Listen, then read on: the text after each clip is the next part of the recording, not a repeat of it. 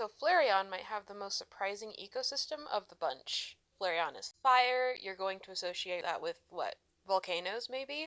But after I thought about it, I realized I think this guy would actually prefer colder climates precisely because of that high internal temperature. It can make its own heat, it doesn't need any more in its environment. That's why I think that Flareon would actually prefer boreal forests and taigas. Jolteon's answer is kind of surprising too.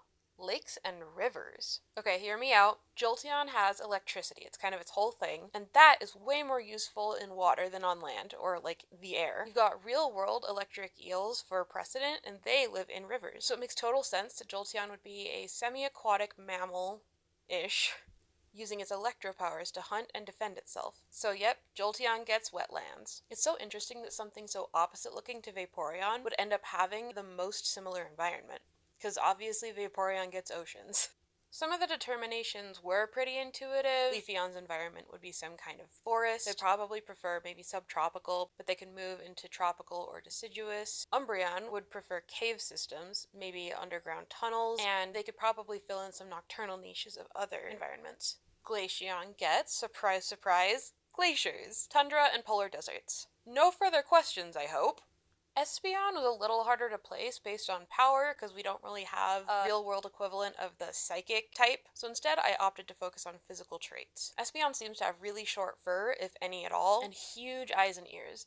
These are all really good adaptations for high heat, low moisture, deserts. And it's kind of got the look of a hairless cat, which is famously from a desert region. So yeah, I think Espeon would be in the rolling dunes.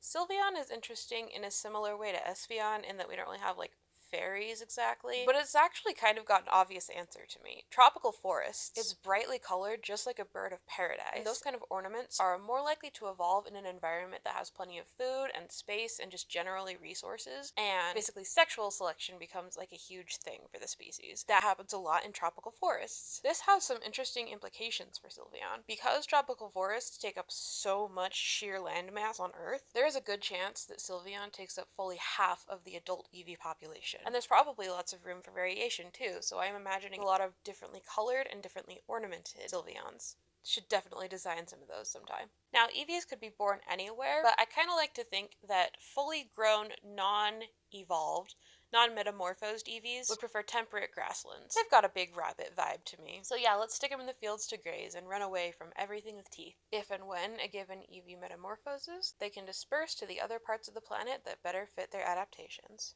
And that is how Eevee would conquer the world.